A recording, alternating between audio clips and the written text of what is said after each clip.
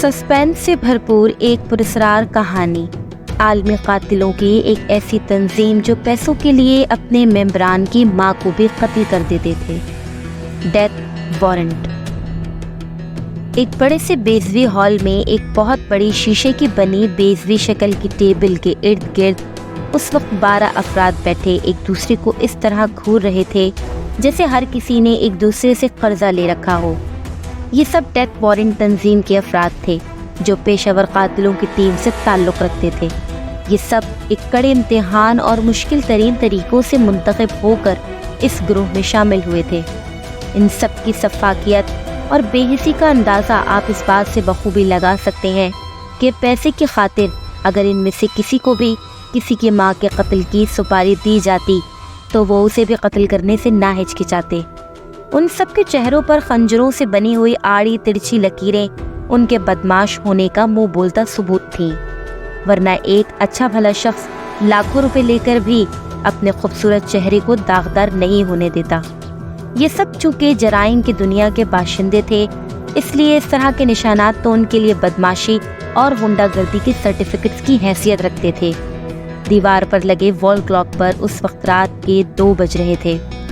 Hall کی دیواروں پر اذیت رسانی کے مختلف آلات یوں لٹکے ہوئے تھے جیسے عام گھروں میں دیواروں پر پینٹنگ وغیرہ لگائی جاتی ہیں۔ دائیں جانے والی دیوار پر 2 شیروں کی کھالیں چپکائی گئی تھیں اور ان کے سائز سے شیروں کی جسامت کا بخوبی اندازہ ہو رہا تھا۔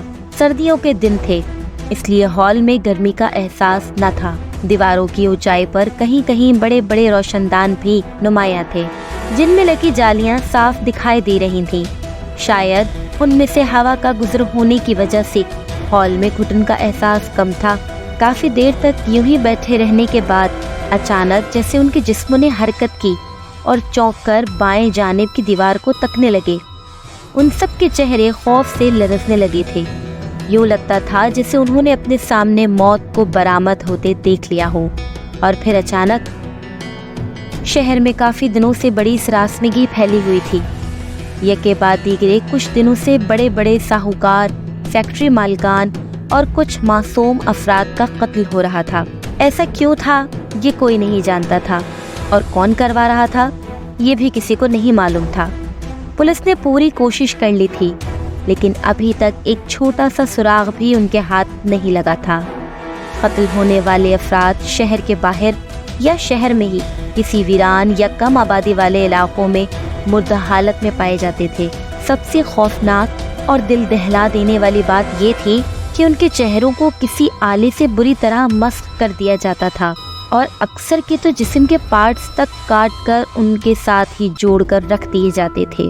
ان سب میں ایک مشترکہ بات یہ تھی کہ سب کے پاس ایک پرچی موجود ہوتی تھی جس پر عجیب سی رائٹنگ میں یہ الفاظ لکھے ہوتے تھے: اس سے بہتر تو یہی تھا کہ تم کچھ نہ کرتے۔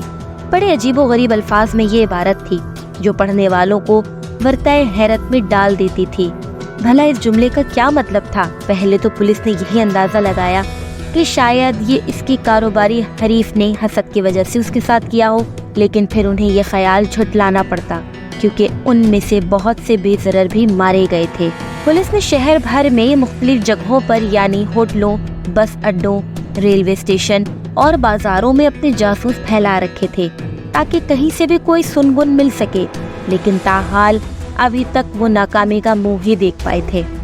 چند علاقوں میں مردہ افراد پائے گئے تھے، وہاں خصوصی طور پر خفیہ پولیس کے کارندے موجود تھے اور چھپ کر کسی ایسے افراد کا انتظار کر رہے تھے جو وہاں کوئی لاش پھینکنے آ سکے تاکہ اسے قابو کر کے دیگر قاتلوں تک پہنچا جا سکے۔ ہال میں موجود بائیں جانب کی دیوار میں بنے ایک چھوٹے سے دروازے سے جو شخصیت اندر داخل ہوئی اسے دیکھ کر حقیقت میں انسان خوف سے سانس لینا بھول سکتا تھا۔ ایک عجیب شکل کا، چوکندر کی شکل کا کالا بھجنگ انسان جس کے چہرے پر سفید آنکھیں بہت بھیانک لگ رہی تھیں۔ اس کے نتنوں میں سے نکلے لمبے لمبے بال دیکھ کر کراہیت کا احساس ہوتا تھا۔ اس نے اپنے ہاتھ میں ایک جنگلی چھپکلی اٹھا رکھی تھی جس کی 2 دھاری زبان بڑی تیزی سے اندر باہر ہو رہی تھی۔ یوں لگتا تھا جیسے وہ اس کی پالتو بلی ہو اور وہ اس کی کمر پر اپنا بھدا اور موٹا ہاتھ یوں پھیر رہا تھا جیسے اس طرح کرنے سے اسے سکون مل رہا ہو۔ یہ اس تنظیم کا باس ڈیکوزا تھا جو نائجیرین نسل سے تعلق رکھتا تھا، اور اس وقت تقریباً ہر ملک میں اس تنظیم کا نیٹ ورک پھیلا ہوا تھا۔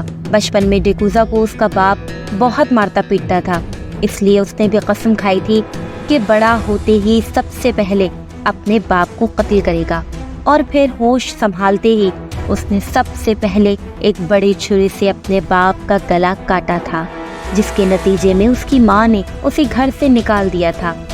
پھر مختلف جرائم پیشہ افراد کے ہاتھوں میں کھیلنے کے بعد اس نے خود بھی جرائم کی دنیا میں بہت نام پیدا کر لیا تھا۔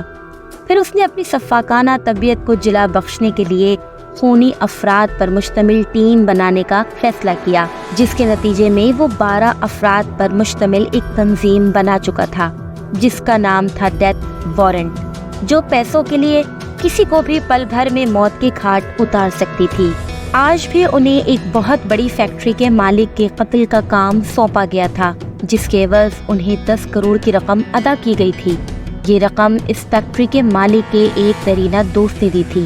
وہ خود بھی یہ کام اپنی فیکٹری میں انجام دے رہا تھا۔